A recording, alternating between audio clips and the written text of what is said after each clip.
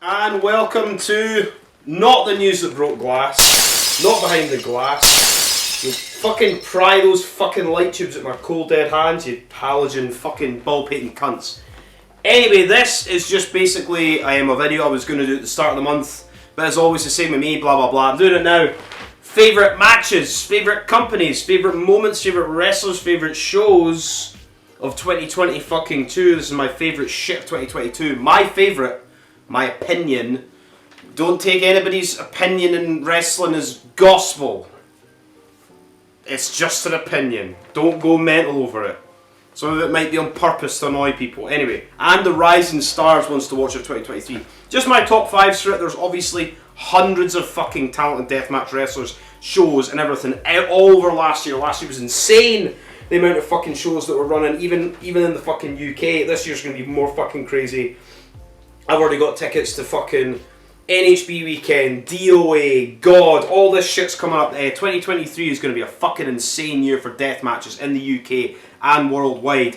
And buy a fucking Bleeding Gums t-shirt off Deathmatch Worldwide, by the way. And buy some other fucking shirts. There you go. Anyway, so before I move on to these things, I'd be sad to remiss that I was going to review or go over the Rise Rumble. Before I get to that, a man that was in the Rise Rumble for not a very long time, this thanks to Nathan Black, as this is a fucking signed 8x10 of fucking Big Joe and Drake fucking Younger from XPW's We Are Not Your Kind, January 21st at the Heart fucking Ballroom, or the XPW Arena, whatever you want to call it. I will be going over them in the next video. My next video will be this weekend, I think, at the time this is uploaded, because I'm recording this Wednesday night, so this will hopefully be done Thursday, I'd say. Up on Thursday, I've got another podcast thing that might be up tonight or tomorrow or something like that. But by the weekend, into Sunday, Monday time, I'll be recording the News That Broke Glass, going over NHB, H2O, RPW, No Peace Underground,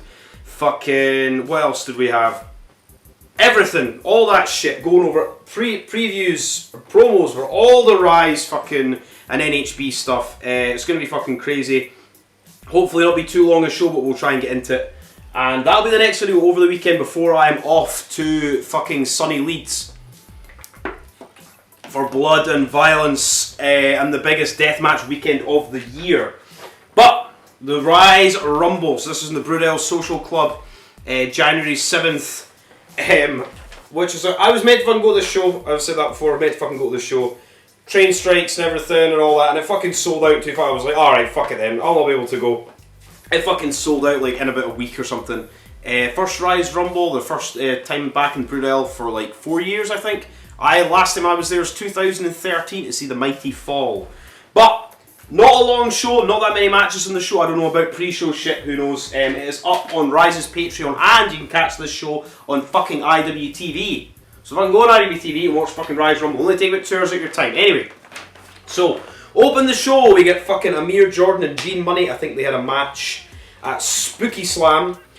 But now, they're meant to have a rematch at the Christmas fucking thing. They got cancelled. More rail strike shit. Hopefully everything's back to normal now. Anyway, Amir Jordan, I love his little like diving little rolls he does into the ring into like neck breakers and shit. Fucking great. Gene Money's over. Amir Jordan's fucking over. Gene Money's playing the heel. Fucking belittling Amir Jordan's dancing and whatnot, and in the end it was a very, very good fucking crystal match. Both guys are fucking old, both guys are fucking money. See, the puns are flying everywhere. Hi, Nellie. Amir Jordan rolled up Gene Money and won, and the winner of this match went into the Rise fucking Rumble later on in the night, which I thought was a decent fucking little match. The place is fucking packed in the fucking Brudel. And the next match we moved into was meant to be Liam Slater, Jet Marshall, and Joe Wade. 4-way, basically I think the 4 guys that were the final 4 of the Ascent tournament from last year. But Leon Slater was in GCW. I think this was during when he would have had... Yeah, he would have been... Because he had those amazing matches at the weekend shows. I can't remember what the January show was. Leon Slater was in. Anyway, Leon Slater couldn't be there, and he was replaced by a guy I've never seen before called Ellis Barker. Which is fine. I was like, holy shit, all these guys can fucking work, they can all fuck. There's flips and dives at the ring, very, very crisp, like chain wrestling. Saito suplexes, fucking Liam Slater hitting nice fucking power bombs, and roll throughs into single leg Boston crabs. Everybody in this match is just fucking fantastic. But nice fucking just incredible finish, like spinning fucking tombstone pile driver by Ellis Barker as well. And in the end, I think Liam Slater hit somebody with something and went to go through it, and the fucking Joe Wade just jumped and fucking double stomped and then pinned him. I was like, holy shit, match is over like in no time whatsoever. I was like, oh my god, this is very, very fun match. I was like, holy shit, that was so short. Then we got obviously the best part of the night, as we got the fucking British top team led by the Good Doctor, the current Rise, not by the end of the night unfortunately, World Heavyweight Champion, flanked by fucking Brett fucking Semtex, the handsome hitman, and Mr. FedEx, Lou Nixon. And you can watch a fucking short podcast interview at the fuck it's called, with me and Lou Nixon on the channel. It was the last one I'd done a couple of days ago, just going over his like debut. Fucking Lou's gonna be fighting Drake Younger next. What the fuck is going on? Going over that, going over Rise, going over the NHB weekend, going over like Lou's gonna be in fucking XPW for like 7 shows in the US. It's fucking insane. Very, very happy for him. Anyway, this was basically just a promo of Darwin saying the Rise champion is not in the Rumble. Why fucking should he be? He's the fucking promoter. Also basically calling somebody's calling somebody a slag, saying that he's fucked their mum and made them squirt like a squid. Always love that. He's violently erect. Beautiful. Please, for the love of God, have violently erect merch in some form or fashion at the fucking shows, please, Darwin. Then they brought Carl Barmer in the ring. And basically, because Carl beat Lou to become Wrestler of the Year, they berated him. I think Darwin said something like he's a poster child for euthanasia, which got a massive fucking laugh at me. Basically, British top team bullying Carl, but they are not bullies. They are not bullies. He has bullied them, remember. They bring Carl in the ring, and the British top team hold him back. Darwin fucking slaps him, takes off his glasses and breaks Carl's glasses. I was like, oh my god. They put him out, put on some special music, comedy sort of music, and they kick fucking Carl Barmer out the ring. Jesus Christ, fucking entertaining promo. The highlight of the night, I think, for me. British top team coming out to fucking 10,000 Fists in the Air by Disturbed as well, which I didn't expect them to come out to. I thought they were going to come out to Pendulum.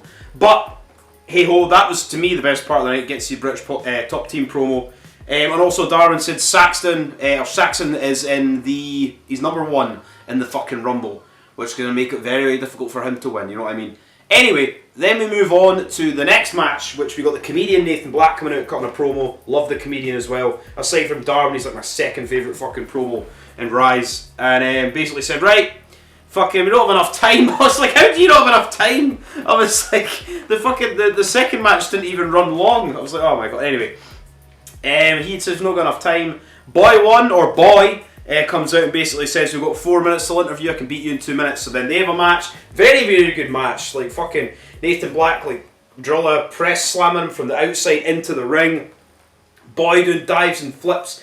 There's a bit where like Nathan Black's got Boy like held up in a sort of torture rack, 1-arm torture rack thing, and he goes to like hit like a move, and then Boy reverses into like a back cracker and shit. Very, very good, entertaining wrestling match. Big guy, little guy, big heel, little fast guy, babyface. Great, I enjoyed it.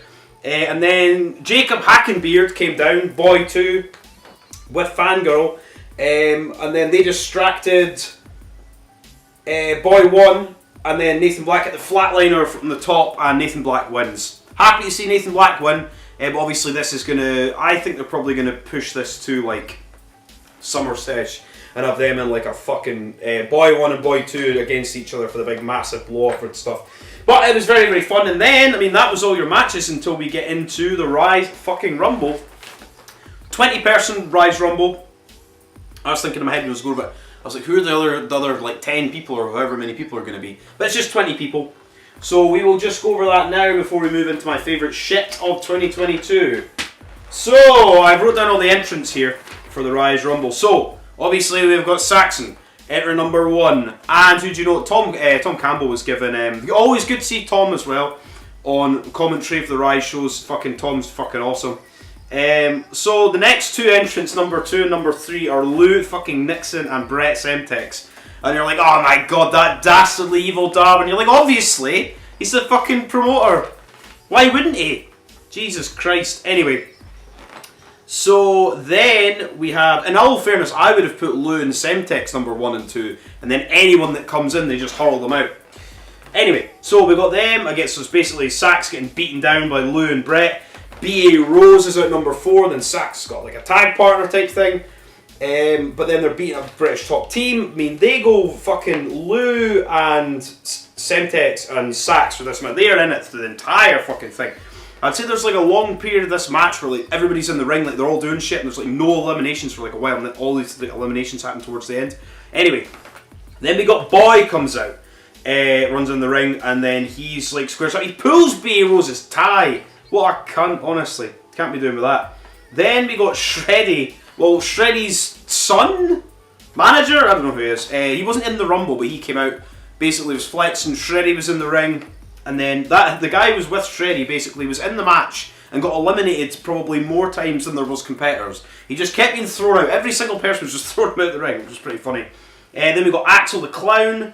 Wasn't in there very long. I think they were eliminated by Nixon or Saxon, I think. Then we got Natalie Sykes came in. Then a guy called Chili Heatwave who I'd never seen before. Then we got Jacob Hackenbeard, and we've got the ring filling up with talent. Fucking out. And then I've got Amir Jordan comes out. Massive pop when his music hit. Then we've got Inserico, who now thanks to Joe managed to get his name right every time now, because I could not pronounce his name for the life of me, because I'm a fucking idiot most of the time. So Inserico comes out, he gets a massive pop as well. He's in there fucking like, he's fucking really, really good. Then we've got Man Like DeReese, who is somebody that, I mean, I was only really aware of from like TNT and stuff. Obviously he's all over fucking England, like in North and all these places. Man Like DeReese comes out, lots and lots of dancing. Then we got one of my favourites, Miles' dad comes out, who he does the spot where he's trying to get over the ropes and he can't quite get over the ropes and everything. He's fucking excellent. And then Miles' dad's son came out, and we had the Miles' dad's the generational together fighting off against everybody. Good fucking times. Then we had Caden's music hit. I want to get through this, and Caden comes out, but then the boys were dancing in the ring, like I think Man Like DeReese and Amir Jordan were like dancing in the ring, and then Amir Jordan was thrown out by Gene Money. So Gene Money runs out. Attack. This is a theme throughout this Rumble. So Amir Jordan is taken out by Gene Money out of the Rumble. Somebody who's not in the Rumble runs out and takes out Amir Jordan. Then we had a beautiful fucking sit-out spike pile driver, Jay Thriller, by B.A. Rose to Michael Caden. And I will say that, I put this at the very start of this video. Rest in fucking peace to Jay fucking Briscoe. Say that for me, getting into wrestling, independent wrestling, for, I mean, Jesus Christ, it would have been 2001. I think for Jay and Mark Briscoe, they were in Ring of Honor. When I read about Ring of Honor's first ever show in Power Slam magazine, I think they were in that. They must have been on that first show, or very near the first show. They were in there. They were fucking in CZW. They were everywhere. The Briscoes, it was like any fucking company that you would watch, independent wise or whatever. The Briscoes were there, and the Briscoes basically went through my entire independent wrestling fandom up until when fucking Jay died. The wrestling world sort of lost a very, very good, very charismatic, very fucking entertaining wrestler. And even in the last fucking year or two, he was like 2-time GCW Tag Team Champion, so we've got to see them even more. So rest in peace to him, and I mean, to see his brother against fucking Jay Lethal on Dynamite was amazing. One of the few times I've actually set my alarm and yeah, I need to fucking watch Dynamite for that. The last time I did that was when fucking Gage came out in Dynamite. I would never ever watch Dynamite live usually through the week, but I did to set my alarm and got up to watch that, so rest in peace. Then where are we going? Anyway, so we move on. So Caden takes that Jay Thriller from B.A. Rose. Then Isaac North comes down. Then we have Big Joe fucking enters the Rumble. I was like, holy shit, Joe's like 18. I was like, oh my god. Then Joe, I think's fighting with Semtex. So nearly got Semtex out. Nathan Black runs in and eliminates fucking Joe. And he's fucking spitting at him and shouting at him. And then Joe chases off fucking Nathan Black. I was like, holy shit. So they're like setting up all these new little fucking rivalries and rise. Nathan Black and Big Joe, that'd be fucking good for promos and shit. And holy shit. Might see Nathan Black get some fucking ultraviolet again. Because my god, did he bleed fuck at the Rise or Die. Then we have Darko is out, number 19, drinking fucking beers, doing fucking lariats and all sorts of shit. And then Nico Narciso was the last entrant in the Rumble, and I'd never seen him before either. I think they were saying he was in the gauntlet match that Saxon had at Spooky Slam. But then we had, Caden was up on the thing, Dario Diablo ran out and blasted Caden with a cookie sheet, and fucking Caden was out of the Rumble, so another guy's ran in to fucking attack one of the fucking Deathmatch Outlaws. And then Darko got Radu Bulat, who's fucking awesome, was standing on the outside with a kendo stick, smacked fucking Darko in the head. Darko's distracted, turns around, F5 from fucking Brett Semtex, and Darko's out. So you got Radu Bulat, fucking Dario Diablo, Nathan Black, and Gene Money basically running in to spoil the Rumble for all three of the Deathmatch Outlaws and Amir Jordan. Insane fucking shit. In the end, unfortunately for me, Saxon Huxley wins the Rise Rumble and gets his title shot against Darwin. However, Darwin sends out, I can't remember his name, Mailman something, Postman something, Post Malone, that was his name, Post Malone, that was it. I laughed at that. Anyway, I think he came out and basically gave a note for Scott, the referee, to read out, and basically says that, right, the title match is now. Darwin comes out, low blow straight away, spear, can't pin him, fucking pedigree, can't pin him, then fucking, all in all the commotion, I'm like, please, for the love of God, even when I just first watched this the first time, I was like, oh, for fuck's sake. Even when I knew the result, I was like, fucking annoyed. I was like, oh, for fuck. Anyway, so the Outlaws, Joe, fucking Darko, stop Lou and Semtex from coming out. They take them away. Then we get a masked man. Who could it be? With a chair, runs in the ring, smashes Darwin in the fucking head. It is Danny O'Doherty after he's taken his mask off. Who would have thought? Smashes the champion in the head with a chair, and then Saxton hits his fucking Chokenstein finish and wins the Rise Championship. And I was like, no! You should have just restarted the match. He should have just restarted the match because he was robbed and cheated out of his world title. But alas, I'm sure that the British top team will get their own back on Danny O'Doherty. But then they brought fucking Carl back in the ring. Darwin was sitting there and he said, fuck you, Darwin. Low blow to Darwin. The pop for Carl's like, Jesus Christ. Then he's fucking giving him the fingers, and then Darwin's fucking holding his groin on the way out. And then we get finished in the ring with O'Doherty, Carl, and fucking Sax. And that's how we end the Rise Rumble. A very, very fucking good little show. Just quick action, quick matches. The Rumble's pretty good. They've set up all these new fucking feuds going forward. Like, basically all the Deathmatch Outlaws guys now have fucking new feuds going into like the next few shows after the NHP weekend. Who knows? I mean, we could see Nathan Black and those guys interrupting some of the matches there. Who knows? We've got more like Gene Money and Amir Jordan going through. Obviously, we've got fucking O'Doherty and Barmer and fucking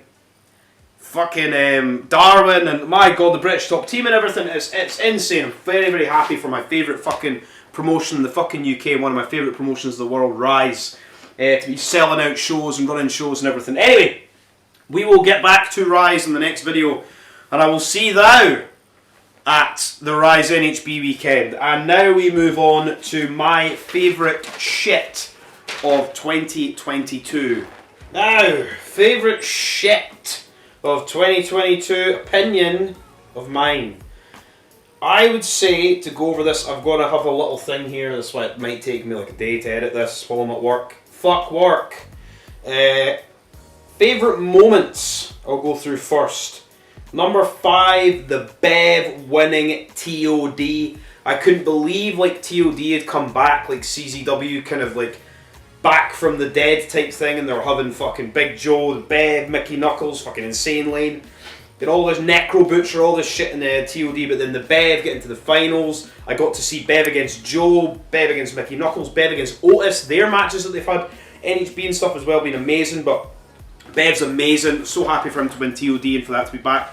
Who knows what the fuck's going on with Ultraviolet Underground and CZW and everything. I'll go on to talk about that in the next video. But anyway, the Bev winning TOD, number 5. Number 4 for me would be Drew wins TOS, which is obviously you thought he got injured and he wasn't going to do it. He was going to be out in the first round. That entire fucking show was insane. Drew winning TOS was an insane moment. Obviously, fucking UK guy, one of the best Japanese deathmatch wrestlers around. Current Freedom's champion. He's going to be fighting fucking Violento Jack like tomorrow morning or something. Whenever when this video's up, that match will have already happened. So Drew winning TOS was insane. The main event against Matt Fremont was classic as well.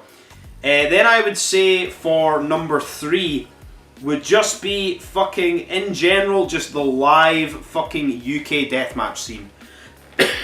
For me, being from the fucking UK for years and years, there was like, obviously we had COVID, and there was like more or less nothing.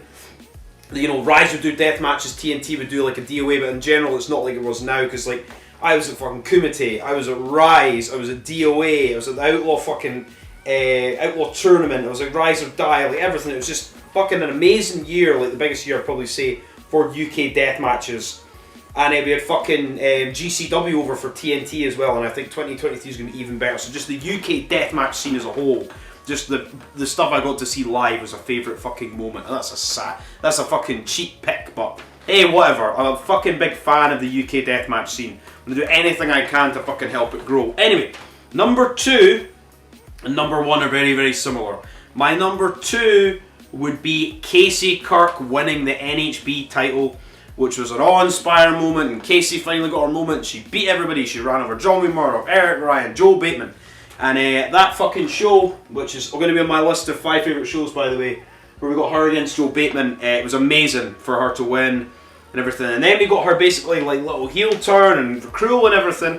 And move on to my favourite moment of the fucking year was Brandon Kirk winning the title, because I watched him for many, many, many years from back in fucking CZW and shit, years and years and years ago, for everything that he's done for like deathmatch wrestling and everything for NHB, and just he 100% deserved that. Obviously Casey had a run for that fucking like year or so, but Brandon, for the amount of like blood he's spilled, the amount of death matches he's been on, I'm very, very happy to see currently Brandon Kirk now with the NHB world title. That's my favourite moment of the year, and get to see him come over. Obviously there's a lot of fucking big massive moments have happened, but for me to see him win that title, I think, and to share the moment between the Kirks and everything was one of my favourite moment of the year, my opinion.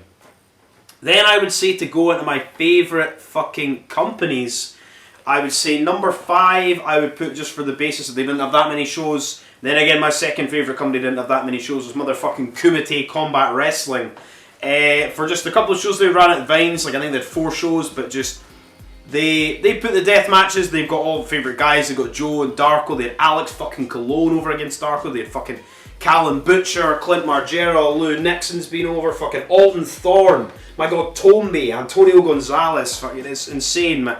Just that little beer garden and the sort of community around it, and I mean, I might have like been drunk as fuck and lost my wallet and everything, hottest day of the year when I saw the show in July that Callan Butcher and stuff was on, but wouldn't have changed it for the world. Kumite, my 5th favourite company. Number 4, XPW. Just for, I mean, the amount of like controversy and like stuff, and they're always just the amount of just everything going on around with the company. It doesn't take away from the fact that they put on some fucking incredible fucking death matches. Like that fucking California thing as well, like the 7-hour show, fucking Big Joe's over that watched all that live. Then we have fucking Drake Younger coming back, the Necro Butcher, fucking all this like insane shit that happened from XPW. Masada, and just they've and obviously Rob Black's got the fucking money and everything that they could just run these deathmatch shows. They've already got all their shows set up. So I'd say, yeah, for last year for XPW was the sort of mainly, obviously it was the year before was like the rebirth, but this is like for me like properly getting proper back into XPW. Because at the time when I was younger, when XPW was on, this was when they were running the Viking Hall and all that controversy and shit. But like I loved it. I loved XPW back then. I was reading it in like Power Slam and that show called Exit Sandman and like Pogo the Clown and everything. But that was when I was like a lot younger. Now I'm a lot more old and jaded wrestling fan, and now I can properly get into and actually watch all of the XPW shows. Whereas before I had no real way of getting them. Like my dad had tape trade and shit, but I didn't have like access to any XPW sort of footage or anything, apart from like little clips on the internet. But like, you know. Now, yeah, XPW number 4. Number 3, H2 fucking O. By the way, I will say that I have not put GCW in my top 5, even though GCW have had some insane shows, like I'm going to go on to speak about, but I just say these are my favourite companies. H2O's number 3. H2O, I think, is like the little fucking engine that could. Constantly putting on shows, even running these like Monday Night Deaths of the week.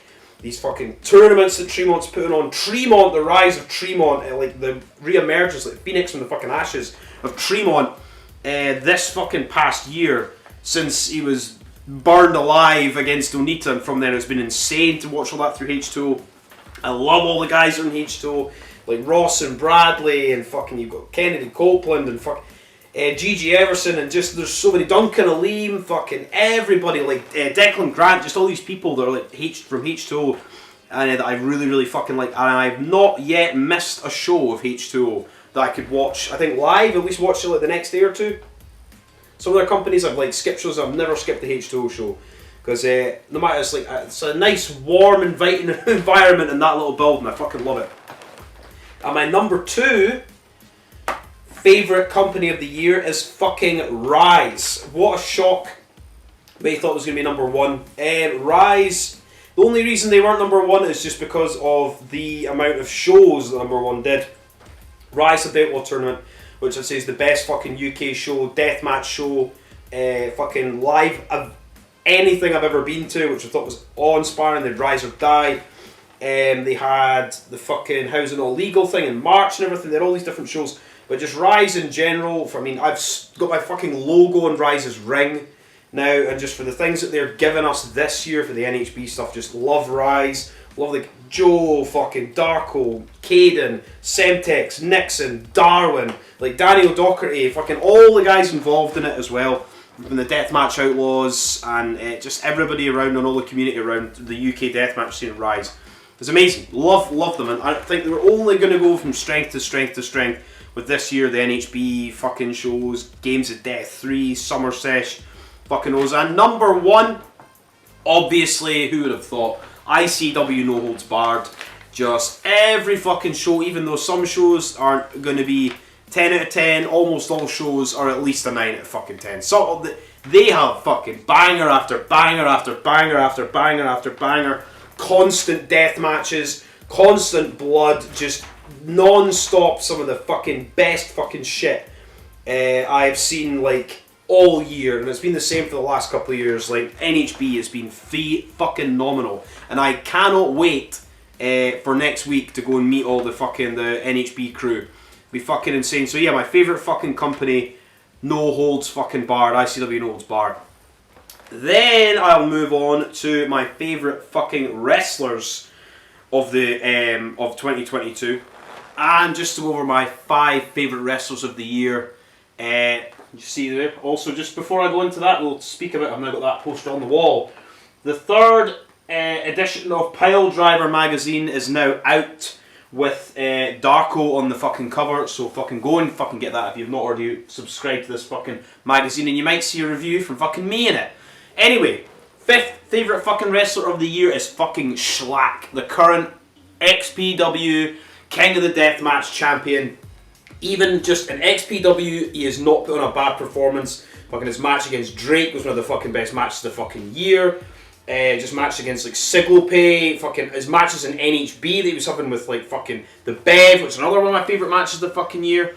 Matches with Cruel. That match would be like Sadika, Mickey Knuckles, fucking Cruel in that match as well. Jesus Christ, just Schlack. Anytime you see him on a card, you know you're gonna get fucking insane, fucking bloody violence, and he's funny as fuck. And I hope to fucking Christ he keeps that King of the Deathmatch belt and brings it to the UK for God 3, because Schlack is in God 3.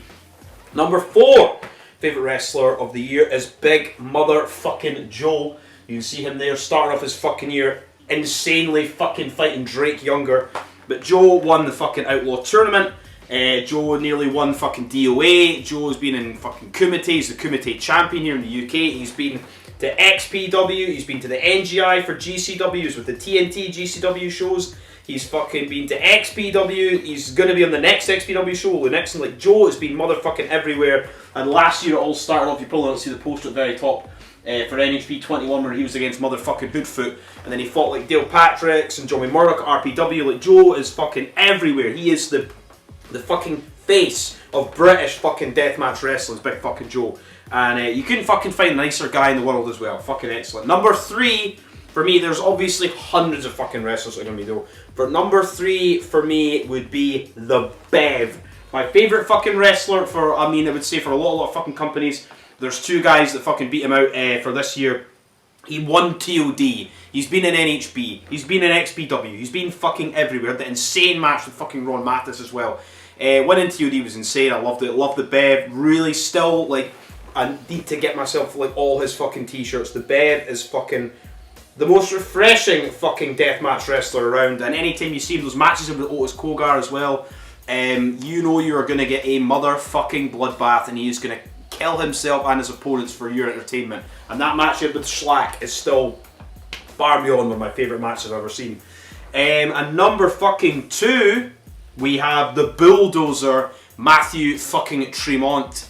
His year just in H2O and then like coming back and the joint venture of fucking H2O and NHB has been insane. Anytime you see Matt Tremont on a card, you know you're going to get insanity. His promos are the fucking best in the US, nearly in the fucking world, I would say. Matt Tremont's promos, even matches with fucking Sawyer Wreck, fucking matches with anybody fights in NHB, like Big fucking Joe and stuff. It's insane the amount he fucking bleeds, the death matches he's had in H2O.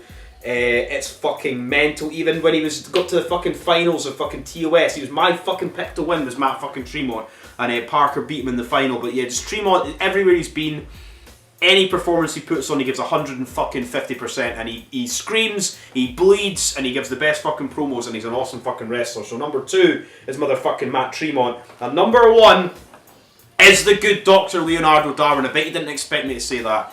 Just for my personal enjoyment and entertainment in wrestling, it's not always about blood and violence. A lot of it is to do with the promos and the humour of wrestling. It's the same with music with me. Music has to have some sort of level of humour to it. And the Good Doctor and the things of the British Top Team has been captivating and entertaining, and it made me laugh like fuck.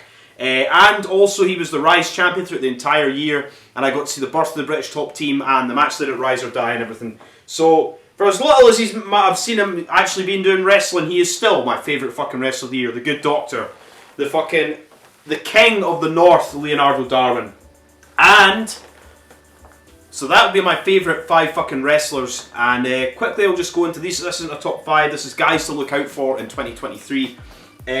Fucking Alton Thorne from Kumite. Alton Thorne is fucking, he's going to be at DOA against Clint Margera. I'm going to speak about that in the video that's going to be out on fucking Wednesday now. Clint Margera, fucking, he's fighting Clint Margera for the title. I hope fucking Alton Thorne wins. You've got Tombe, Antonio Gonzalez, these guys that I just discovered from fucking Kumite. I think they're going to be fucking everywhere in the UK by the end of the year. Tombe's in fucking DOA this year. Brett fucking Semtex. He will be, I could see him in fucking AEW by the time the fucking year's out. The fucking size and the talent that guy's got and the look. Fuck me. Lou fucking Nixon, who's fucking one of the best in the fucking UK, but the American fucking people who are watching this, you're gonna fucking find out what fucking Lou Nixon's all about in the British Top Team, and he's over in the fucking States. B.A. fucking Rose, man. Even for American guys, you've got Dr. Redacted, Slade, Duncan Aleem. Fucking DMDU guys, DMDUs, I think for this next year is going to be insane. Looking forward to that for all the DMDU stuff. There's so many fucking young, upcoming guys that are just ready to just burst and be major fucking stars in death matches or just in independent wrestling or just in wrestling. So go out your way to fucking check out those guys. The majority of these people you can see in fucking IWTV or fight. So fucking go and fucking watch these fucking people. And hopefully we'll get to see Tombe, B.A. Rose advance. Imagine a final between them two. My fucking god, my head would explode. And see fucking Alton Thorne win that TNT Extreme title. Anyway, moving on. We had our favourite fucking matches. So I would say number 5 would be Tremont against Sawyer fucking Wreck. This was the very, very end of last year. This was like Boxing Day. No rope barbed wire. Tremont's last ever no rope barbed wire light tubes. The match was like split into 2 things. We had a light tube death match, just fucking insane. I think you can catch all of these matches I'm going to mention on Fight or on IWTV TV. But Sawyer Wreck against Matt Tremont was XC fucking length. Go out your way to watch that. It's from H2O's Boxing Day show called Torture Shreds. Then I would say number 4 was the main event of the Outlaw Tournament for Rise, as Joe was against Alex Colon. I was very, very drunk at this point watching this live on the stage and thought it was fucking amazing. Just getting Colon over in the first place I thought was insane, but just this match, tubes, the abuse, the bumps, Joe fucking falling out this fucking light tube fucking construction wine rack thing. The big Cologne fucking bump straight through all these light tubes right to the floor. Like, it was awesome, especially being there live for that. That match was fucking sick. That'll be number 4. Number 3 was Rina Yamashita against Alex fucking Cologne. Cologne getting 2 spots in this. This match, I remember I watched live and I was fucking pretty hammered on my own in my house watching GCW's Homecoming. I think it's Homecoming night 1, I think. And fucking hell, like, the false finishes and the tube shots and the brutality, and like, I was on the edge of my seat. I was like, holy fuck, like, the near falls and everything, because like, I don't even know who I wanted to win. I don't even remember who I wanted to win. I just remember that match. I was like, only like few matches last year that made me feel that fuck. I was like, holy fuck, like, losing your shit, like, completely. Reality is just, you're just in the moment of watching that fucking match. Fucking great. Rena against Cologne. Number 2, Drake against motherfucking Schlack from XPW. Just everything going into this match. The light bulbs, the yellow light bulbs, the fucking superplex from the ring to the tables to the light tubes to the floor. Drake Younger being back in general. Schlack, just the amount of abuse and blood and punishment and violence that we got in this was in-fucking-sane. I couldn't fucking believe it. It was for that weekend. There was like 3 deathmatch shows all, and that was the best match of 3 full deathmatch shows. One of them being NGI, another one being NHB. Schlack against Drake fucking Younger, shaking hands at the end, insane. And my favourite match of 2022 was Schlack versus the Bev at that fucking show, NHB 24. Please just go on IWTV and watch this match. It's about 7 minutes and it is non-stop motherfucking violence and brutality, hurling light tube bundles. Just, it is, I went mad. I was like, this is bliss for somebody like me. Short, quick, violent, non-stop, just a not brutal match. Best match of last year, 7 minutes. Bev Schlack from NHB 24. And so, my favourite fucking shows of 2022, top 5 favourite shows. I'm going to do, the thing is that I feel bad for this list is I've left out a lot of Japanese deathmatch things.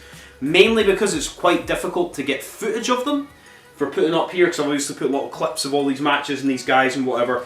I want to do my favourite 2022, 2023, or like a couple of years, top favourite like 5 years or 3 years of Japanese deathmatch wrestling. It's like own individual video. Because for me, if I was going to go over Japanese things, every single thing on this list would not be American or UK. It'd be all fucking Japanese stuff. Because Japanese deathmatch is the best in the fucking world. I'll just say that now. So, we'll go over my favourite fucking shows. Number 5, which was GCW's Homecoming Night 1. So, this was the 13th of August. And what did we have? We had, when I say a favourite, this is just where I'm going for the death matches. We had Blake Christian against Tony Deppen, which is fucking insane. And then we got the death matches. The motherfucking Briscoes beat Los Macizos in a fucking tag team death match, and the Briscoes were using fucking tubes and fucking panes of glass and all sorts of shit. The Briscoes, obviously, rest in peace as well. The Jay Briscoes winning the titles. We have Cole Radrick against Charlie Evans in a fucking death match. John Wayne Murdoch against fucking Matt Tremont, where Matt Tremont got thrown to the fucking floor through the glass, like holy shit, straight to the floor. We had that awe-inspiring, one of the best matches I've ever seen against Rina Yamashita beat Alex Colon for the Ultraviolent title, and we had John Moxley against Effie for the GCW belt. Then I would say number 4 would be GCW's TOS 7. And obviously, just in general, like, I'll not go over like a lot of the spots for these shows, just watch them. I think you can probably get those 2 ones on GCW for your $5 a month. Rina Yamashita against Hoodfoot. Matt Tremont against Slade, like I'm saying for these matches. Matt Tremont against Slade's like 6 minutes. Like, Slade's matches are fucking fast, quick, hard going, heavy hitting, ultra violent fucking shit. Like that fucking Schlack Bev match. Toro Segura against Shane Mercer. Drew fucking Parker against Cole Radrick. Then we got Tremont Segura, Drew Parker, Rina Yamashita, Panes of Glass. And then we got the main event, which is a no-rope barbed wire. Drew Parker beating Matt Tremont for the Tournament of Survival trophy. Then I would go on to say, then number fucking 3, NHB 39. This was the 17th of fucking November, very end of the year. Akira, Bobby Beverly, Dr. Redacted, Orton Vite, Jimmy Lloyd coming back to Nold's Bar against Danny D'Amanto, Abdullah motherfucking Kobayashi against motherfucking Hoodfoot, Matt Tremont against Tommy Vendetta, and Matt Tremont cutting fucking insane promo after it. John Wayne Murdoch against Eric Ryan. That match, you do that to the end of time. And Brandon Casey Kirk main event, when Brandon won the title. Then I would say NHB 32, which we have here, my fucking god. We got Danny Darko fucking over in the fucking US. Jordan Sampson from DMWW and fucking York over against Slade and fucking Casanova. Chris Bradley, Christian Ross. Hoodfoot, fucking, my god, just like, in fucking say, I was going to say John Wayne Murdoch was meant to be against Hoodfoot in that show. One called Mander stepped in and I thought did a fucking awesome job. Scoot Andrews against Brandon Kirk and obviously Joe Bateman against fucking Casey. My favourite fucking NHB show of the entire year. And then Matt Tremont obviously against Big fucking Joe, the biggest and most important match, in my opinion, for that show. Obviously it's Casey's big title win. But I would say mainly for getting the DMWW guys and for getting Danny Darko and Big Joe over to the US, second favourite show of the year.